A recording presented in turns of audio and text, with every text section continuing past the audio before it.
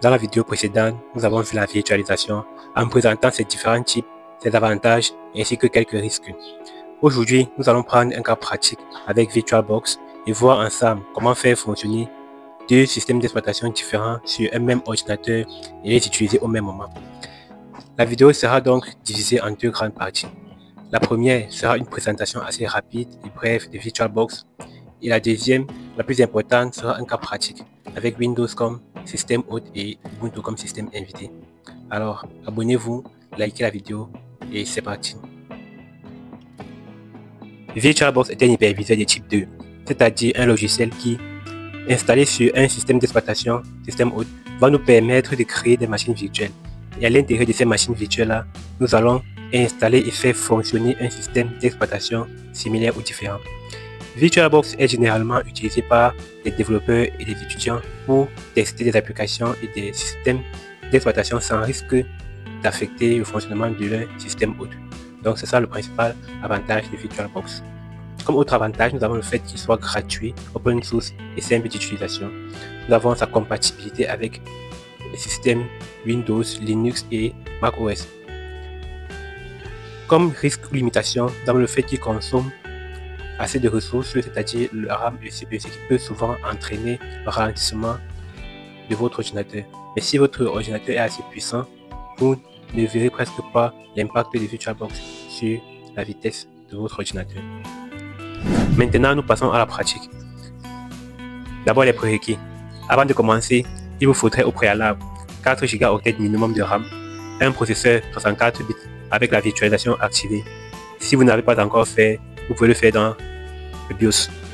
Au moins 20 Go d'espace libre sur votre disque dur. Cet espace sera alloué à la machine virtuelle. Il faut aussi l'ISO d'Ubuntu, c'est-à-dire le fichier image qui contient le système invité. La première étape consiste donc à le téléchargement de VirtualBox. Vous pouvez le télécharger directement depuis le site officiel ou tout simplement depuis mon canal Telegram. Je vous mets le lien dans la description. Vous y trouverez deux versions, la version pour Windows 10 et celle pour Windows 11. Une fois dans VirtualBox, la première étape consiste à créer une machine virtuelle. Pour le faire, nous allons venir ici sur New et insérer le nom de la machine virtuelle. Ici, moi, je vais insérer Ubuntu Test. Vous sélectionnez le système, c'est déjà là par défaut le Linux et la version du système 64 bits. Puis sur Next. Ici, il faut préciser la taille de la RAM de la machine virtuelle. On va prendre juste un peu plus, 1536. Puis sur Next. Next, Create, ça c'est simple. On laisse comme ça. Ici, nous choisissons Dynamically Allocated. C'est pour dire que les ressources de notre disque dur physique seront utilisées en fonction des données qui sont dans la machine virtuelle.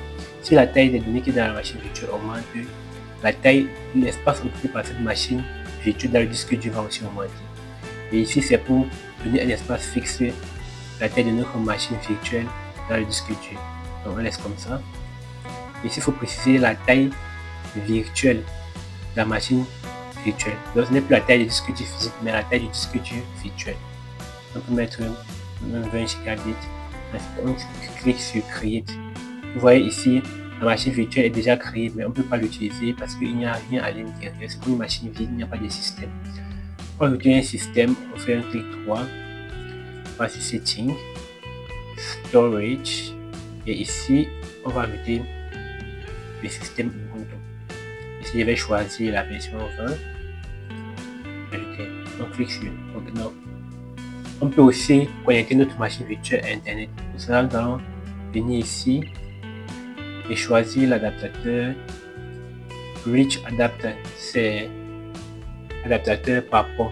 C'est pour dire, c'est accès par pont. C'est pour dire que nous allons connecter notre réseau de notre machine virtuelle au réseau de la machine physique qui elle sera connectée à Internet. Donc on clique là, on ne modifie rien. OK. Là, le système est déjà inséré dans la machine virtuelle. Ce qu'il faut faire, c'est maintenant installer le système qu'on vient d'ajouter. Donc, je vais simplement sur Start.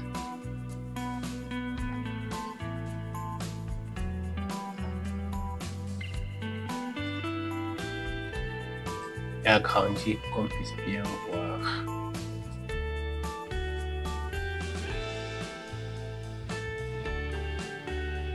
C'est comme une installation normale de Ubuntu. Il n'y a pas une grande différence.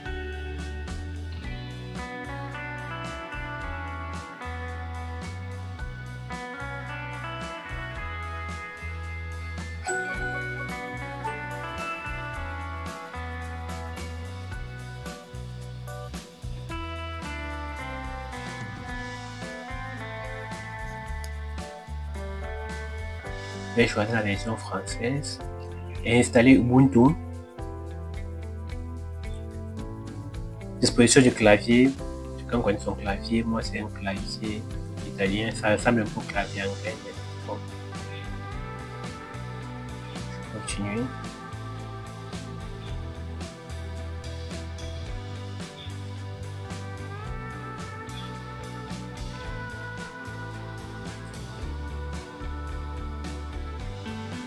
Il ne faut pas avoir peur, ce sont les données de la machine, du disque dur virtuel. Donc, même si on supprime tout ici, ça n'affectera pas directement notre disque dur.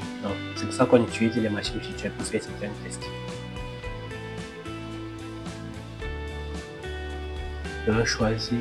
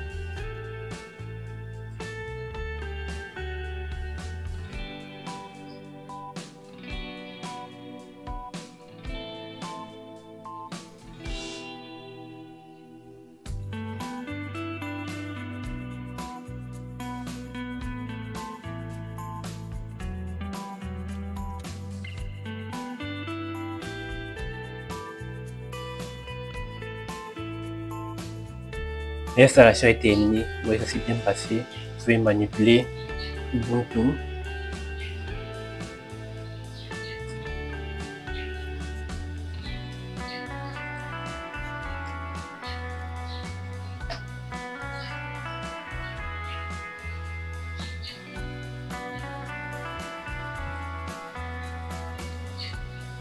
Vous pouvez aussi saisir les documents. Faites ce que vous voulez sur Ubuntu. Voyez, si vous voulez utiliser Windows, vous n'avez qu'à fermer là. Fermez là. Vous revenez sur Windows.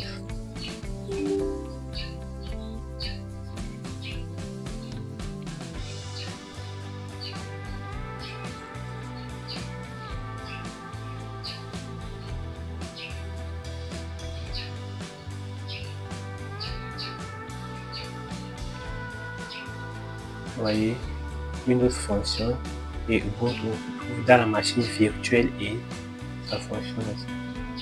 Ici, vous avez Ubuntu, vous pouvez saisir ce que vous voulez là. Là, vous avez Windows.